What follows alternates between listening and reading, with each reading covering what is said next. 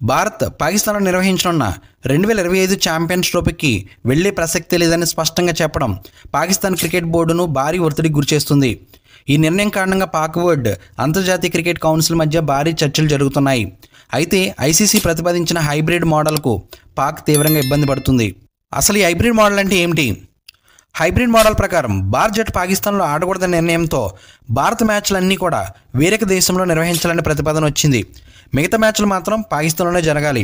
ఈ ఆలోచనకు పాక్ బోర్డు ఒప్పుకోవడం లేదు. ఒకవేళ ఈ హైబ్రిడ్ మోడల్ని అమలు చేస్తే పాకిస్తాన్కి భారీ ఆర్థిక నష్టం కలగవచ్చు. టికెట్లు, స్పాన్సర్షిప్ రెవెన్యూ, ప్రసార హక్కుల ద్వారా వచ్చే ఆదాయంలో గణనీయమైన కోత పడే ప్రమాదం ఉంది.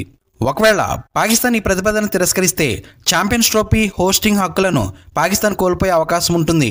2023 ఆసియా కప్ విషయంలోనూ ఇదే పరిస్థితి నెలకొనడంతో పాక్ బోర్డు ఇప్పుడు మరింత ఒత్తిడిలో ఉంది. అయితే ఈ విషయంపై పాక్ ప్రభుత్వం స్పందన ఏమిటి? పాక్ ప్రభుత్వం ఐసీసీని తీవ్రంగా వ్యతిరేకించింది.